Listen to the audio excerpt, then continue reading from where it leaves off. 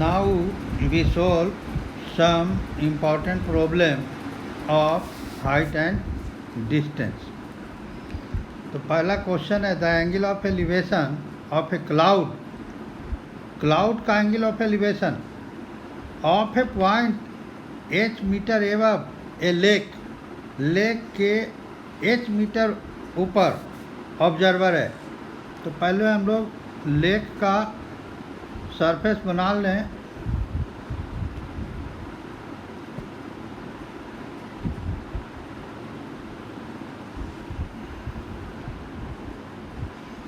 ये water surface हो गया लेक का, और लेक से h metre above, small h metre above observer है D पॉइंट पर, और क्लाउड है C पॉइंट पर क्लाउड है।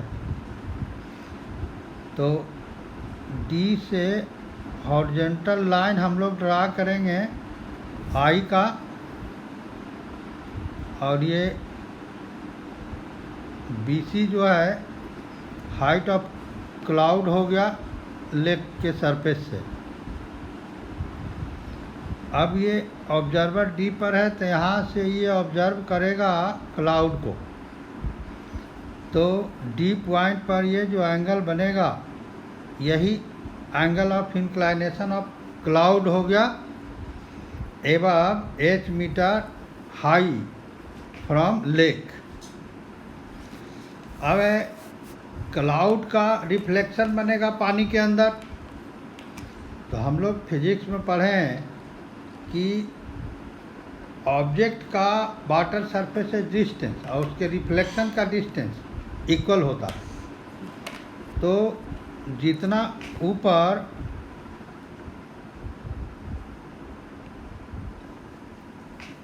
ये क्लाउड है उतना ही नीचे ये C डैश है point, this is the reflection of cloud का ये रिफ्लेक्शन है।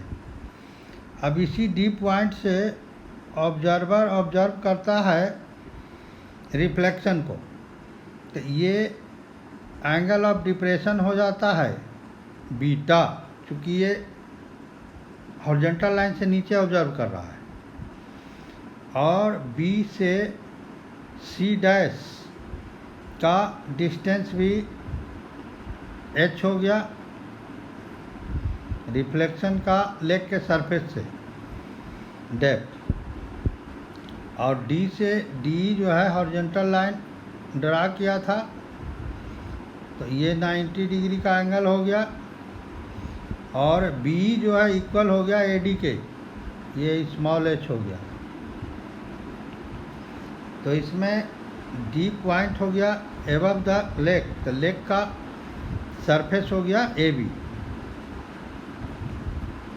AB is the surface of lake. D is a point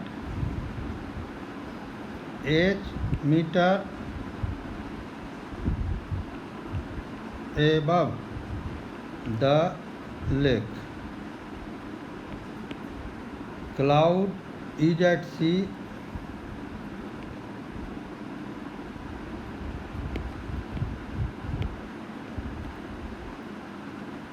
and C dash is its reflection. तो यहाँ पर AD इक्वल h मीटर है, AD इक्वल हो गया B के, both are equal to h। और क्लाउड का जो लेक के सरफेस से हाइट है BC, इसको हम लोग एज्यूम कर लिया कैपिटल H लेट। तो रिफ्लेक्शन का भी हाइट जो है B C dash equal capital H हो गया। अब angle C D E equal alpha हो गया और angle C dash D E beta हो गया एंगल ऑफ डिप्रेशन। अब हम लोग को निकालना है height of cloud from lake, capital H का वैल्यू निकालना है। तो अब इसमें ऊपर एक राइट ट्रायंगल बन रहा है डी ई सी और एक बन रहा है डी ई सी डैश। तो डी ई सी को हम लोग लेंगे तो उससे हमको डी निकल जाएगा, क्योंकि पहले सी निकाल लेंगे एच के टर्म में। तो हेयर सी ई इक्वल हो गया B C minus B E. अब बी सी को हम लोग एच एज्यूम किया है तो ये माइनस एच हो गया और ई सी डैश इक्वल हो गया E B plus B C dash. तो ये स्मॉल एच अब प्लस कैपिटल एच ये निकल गया। अब हम लोग ऊपर वाले ट्रायंगल में कंसीडर करेंगे तो इन ट्रायंगल डी ई सी, तो डी ई सी ट्रायंगल में अल्फ़ा एंगल के लिए सी परपेंडिकुलर हो गया और डी बेस हो गया। तो tan रेशियो ले लेंगे तो tan alpha equal to C perpendicular और बेस हो गया डी ई। इसमें सी का वैल्यू निकला है तो सी का वैल्यू पुट करेंगे तो tan अल्फ़ा इक्वल टू सी निकला है capital H minus small H अब आई डी ई। अब इसको क्रॉस मल्टीप्लिकेशन कर देंगे तो इससे हम लोग को डी का वैल्यू निकल जाएगा। तो क्रॉस मल्टीप्लिकेशन करेंगे तो डी के जगह tan अल्फ़ा हो जाएगा और tan अल्फ़ा की जगह डी आ जाएगा। तो H minus H upon tan alpha, ये इक्वेशन 1 हो गया। अब हम लोग दूसरा जो राइट ट्रायंगल है डी ई सी डैश, तो in triangle D E C dash तो इसमें एक्यूट एंगल बीटा है तो बीटा के लिए भी tan रेशियो ले लेंगे। तो tan बीटा, क्योंकि रिलेशन में tan अल्फ़ा और tan बीटा लाना है तो बीटा के लिए भी tan रेशियो लिया। तो बीटा के लिए अपोजिट साइड ई सी डैश हो गया तो ये परपेंडिकुलर हो गया ई सी डैश बाई बेस हो गया डी ई। तो विच इम्प्लाई tan बीटा इक्वल ई सी डैश निकला है small H plus capital H upon D E. इसको भी क्रॉस मल्टीप्लिकेशन कर लेंगे तो tan बीटा की जगह डी हो जाएगा और डी की जगह tan बीटा तो H plus H by tan beta. इसको इक्वेशन 2 एज्यूम कर लिया। अब देखिए इक्वेशन 1 और 2 दोनों में डी है तो दोनों में डी का वैल्यू है तो डी का वैल्यू सेम होगा तो इसको कंपेयर करेंगे। तो फ्रॉम इक्वेशन 1 एंड 2 तो H minus H by tan alpha equal small H plus capital H by tan beta, क्योंकि दोनों डी का ही वैल्यू है।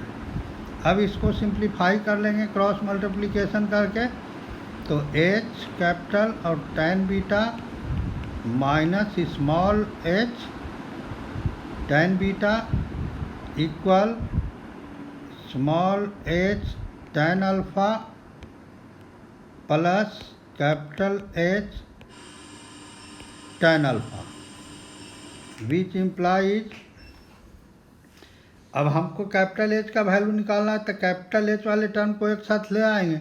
तो कैपिटल एच tan बीटा, और ये प्लस है तो माइनस हो गया capital H tan alpha equal small H tan alpha plus capital small H tan beta इधर आ गया राइट हैंड में।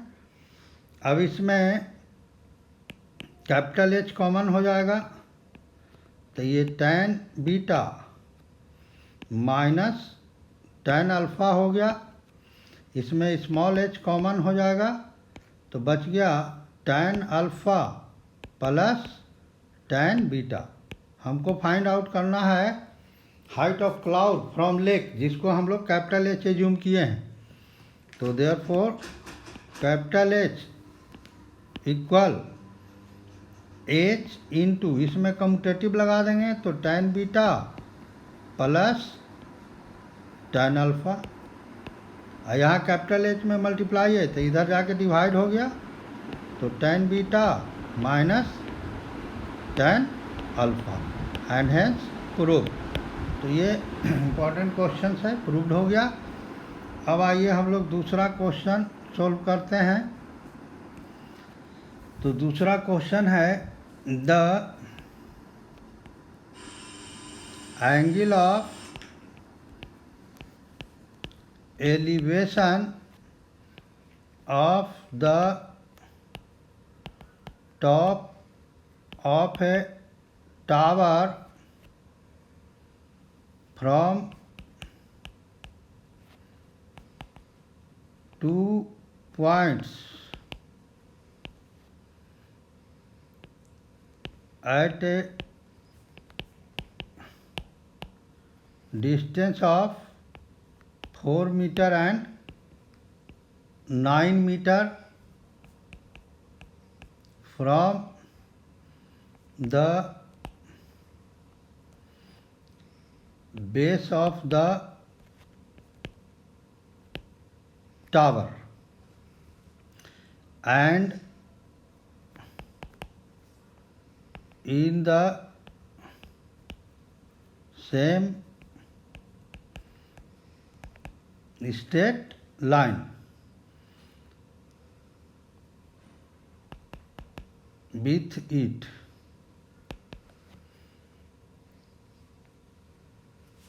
one with it are complementary,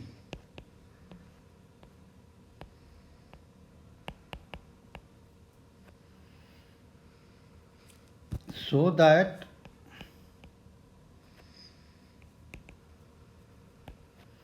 the height of the tower is 6 meters। तो देखिए इसमें कहता था angle of elevation of the top of A tower, एक tower के टॉप का एंगल ऑफ एलिवेशन।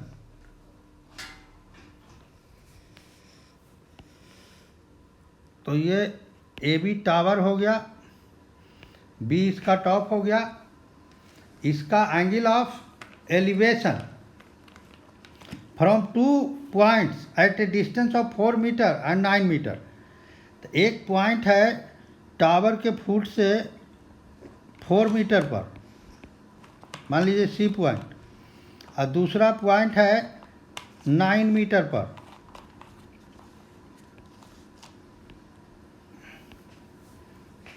ये डी।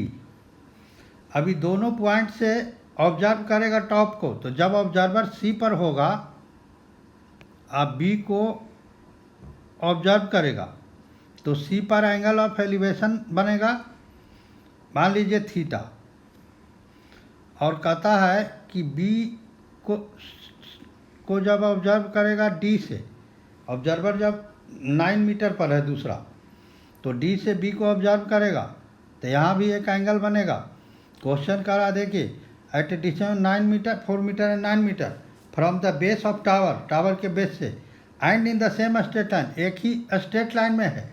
और ये जो दोनों एंगल ऑफ एलिवेशन है, देखिए द एंगल ऑफ एलिवेशन और कंप्लीमेंट्री, तो ये दोनों जो एंगल ऑफ एलिवेशन है कंप्लीमेंट्री है। कंप्लीमेंट्री मतलब दोनों का सम 90 डिग्री है। तो एक एंगल को थीटा ले लिया तो दूसरा 90 डिग्री माइनस थीटा हो गया, कंप्लीमेंट्री हो गया। अब हमको हाइट निकालना है टावर का, तो मान लिया टावर का हाइट h है। तो ए बी टावर है,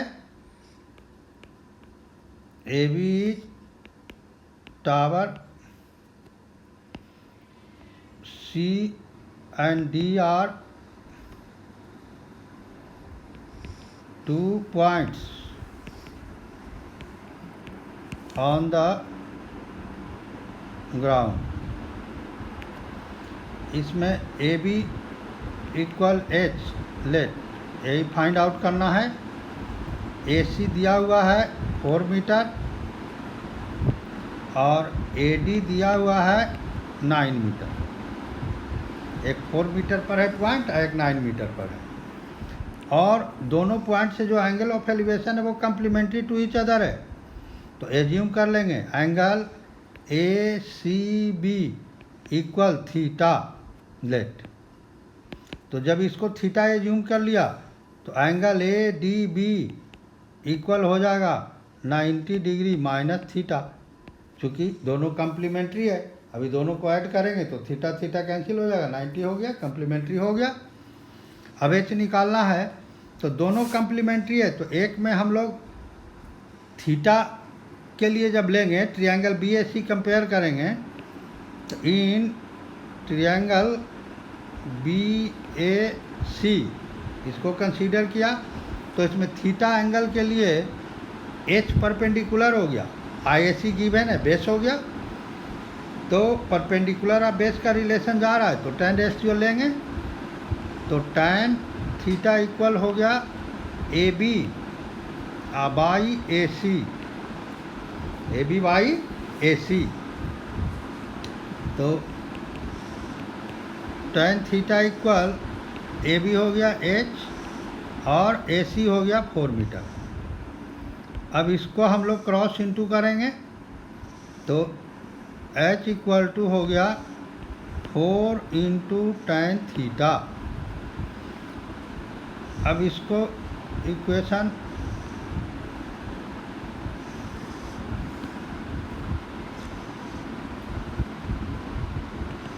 वन ले लेंगे। अब हम लोग दूसरा जो कम्प्लीमेंट्री है, तो हम लोग जानते हैं tan का कम्प्लीमेंट में कॉट के साथ रिलेशन है, तो दूसरा जो है उसमें कॉट हम लोग रेशियो ले लेंगे, क्योंकि tan और कॉट में रिलेशन होता है।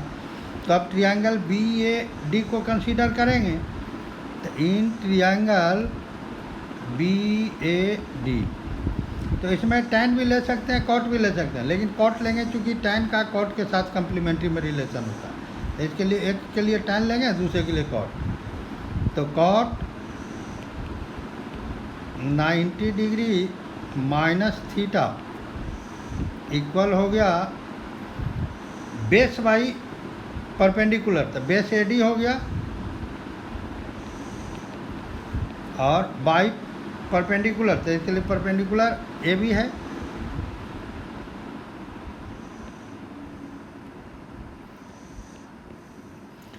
और cot 90 degree minus theta equal to tan theta होता है, तो ये tan थीटा हो गया इक्वल ए डी, तो ए डी है 9 है अपॉन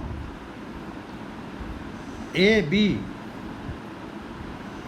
को h हम लोग एज्यूम किए हैं,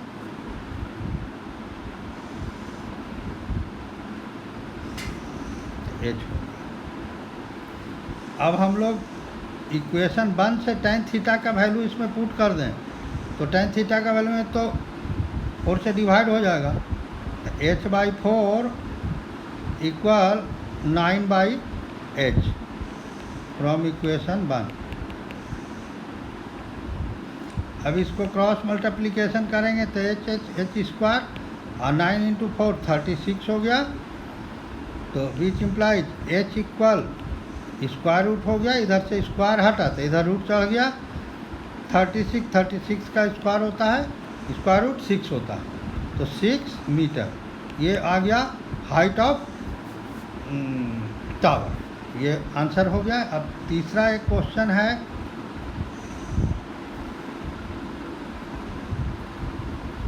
ए tree breaks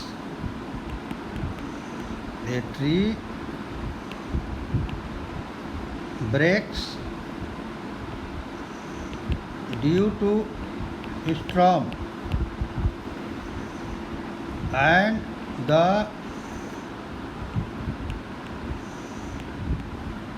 broken part bends so that the top of the tree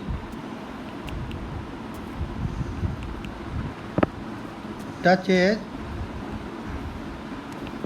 the ground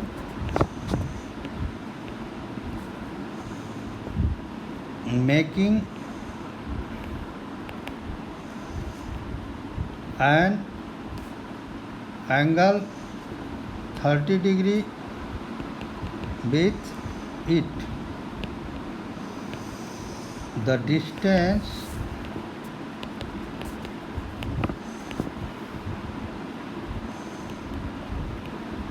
between the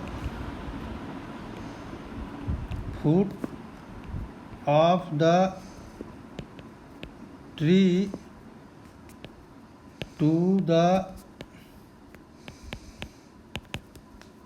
point where the top touches the ground is 9 meter. Find the height of the tree. तो इसमें है कि एक tree है, पेड़ है, और वो ड्यू टू स्ट्रॉम, आंधी के कारण टूटता है, टूट करके ग्राउंड को टच करता है उसका टॉप। तो ये मान लीजिए ए बी, ये जो है ए बी जो है ग्राउंड लेवल है, और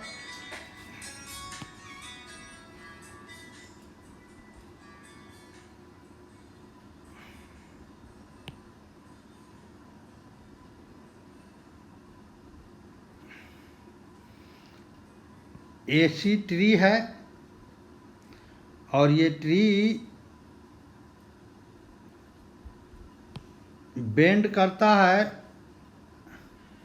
पॉइंट डी से। तो बेंडिंग जो पार्ट है वो सी डी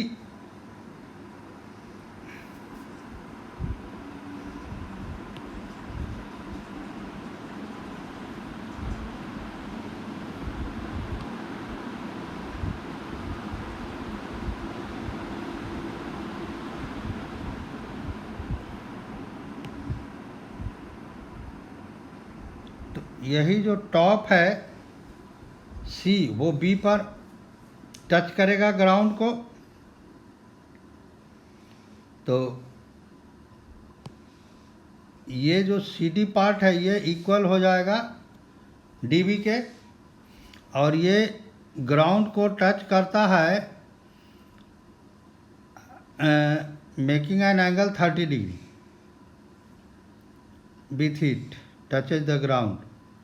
तो ग्राउंड को टच करता है 30 डिग्री का एंगल बनाते हुए। तो मोर देन हाफ पार्ट टूटेगा तभी टच करेगा, क्योंकि बीच बीच से तोड़ दीजिएगा तो टॉप आ जाएगा बॉटम के पास। तो more than half part break करेगा। अब जो ब्रेकिंग पार्ट सी डी है वही बेंड करके टच करेगा ग्राउंड को बी पर। तो ये डी सी जो ब्रेकिंग पार्ट है वो डी बी के इक्वल हो जाएगा। अब हमको हाइट ऑफ ट्री निकालना है, तो हाइट ऑफ ट्री ए सी हो गया, तो ए सी निकालना है, और ए से बी का डिस्टेंस दिया हुआ है जहाँ पर ग्राउंड को टच कर रहा है, ये डिस्टेंस दिया हुआ है 9 मीटर। तो अब हम लोग को AC निकालना है। तो AC is tree, it broken at D and top of tree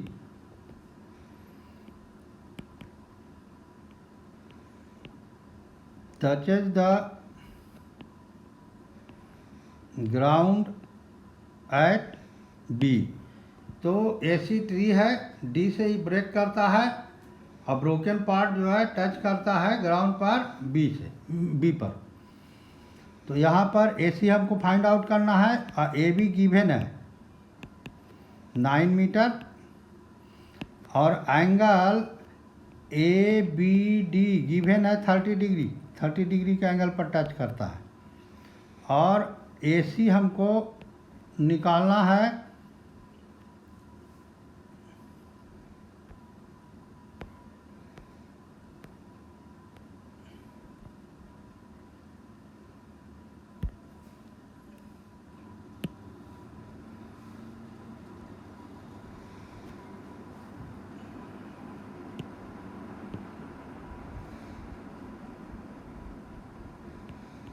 AC equal what, height of tree, AC निकालना है।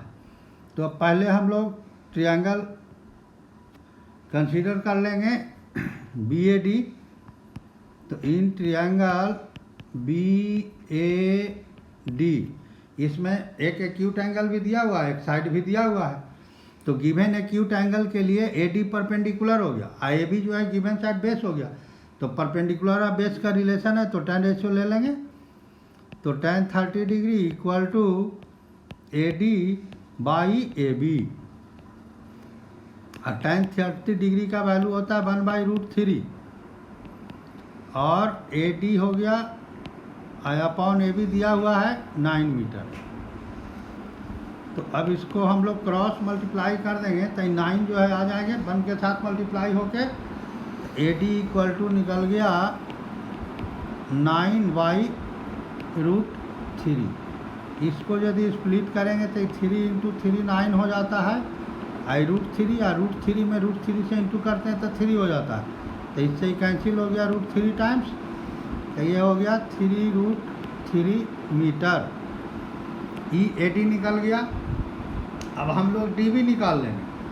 तो DB जो है इक्वल हो जाएगा CD के, AD या CD को जोड़ देंगे तो हाइट ऑफ ट्री हो जाएगा। तो DB जो है हाइपोटेनियस है। तो इस 30 डिग्री के एंगल के लिए AB जो है बेस हो गया और DB जो है हाइपोटेनियस हो गया। अब बेस और हाइपोटेनियस का रिलेशन, तो बेस और हाइपोटेनियस होता है कॉस में। तो अब इसी में ट्रायंगल में cos 30 डिग्री ले लेंगे। तो अगेन cos 30 डिग्री इक्वल, तो बेस हो गया AB और बाई हाइपोटेनियस हो गया BD। तो cos 30 डिग्री का वैल्यू होता है √3/2। तो √3/2 इक्वल AB हो गया 9 और बाई BD।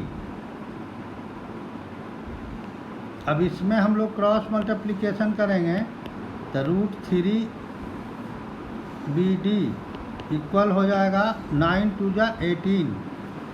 तो अब इससे हम लोग BD निकालेंगे। तो BD इक्वल हो जाएगा 18/√3। अब फिर 18 को स्प्लिट करेंगे 6 × 3 में और बाई√3। तो √3 से 3 कैंसिल हो गया √3 टाइम्स, तो ये आ गया 6√3 मीटर। ये BD निकल गया। और देखिए BD इक्वल है CD के, डायग्राम में देख लीजिए। तो DC इक्वल BD हो गया। तो therefore DC equal BD equal हो गया 6√3 मीटर। अब हमको AD भी निकल गया, DC भी निकल गया, दोनों को ऐड कर देंगे, हाइट ऑफ ट्री हो जाएगा। तो हाइट ऑफ ट्री इक्वल हो गया AD प्लस DC। तो AD निकला है 3√3 प्लस DC निकला है 6√3। ये दोनों देखिए लाइक इरेशनल है, तो लाइक इरेशनल है तो रेशनल पार्ट ऐड हो जाएगा। तो रेशनल पार्ट 3 यहाँ +6, तो 3 + 6 9 और √3 मीटर। तो this is the height of tree and complete height and distance. तो इम्पोर्टेंट सारा क्वेश्चन हम सोल्व कर दिया। अब आप लोग को कोई दिक्कत होगा, कुछ पूछना होगा तो आप कमेंट के माध्यम से पूछ सकते हैं, सॉल्यूशन हम बताएंगे। और नेक्स्ट क्लास में अब हम शुरू करेंगे 11th क्लास का trigonometry of 11th class, next class. Thank you.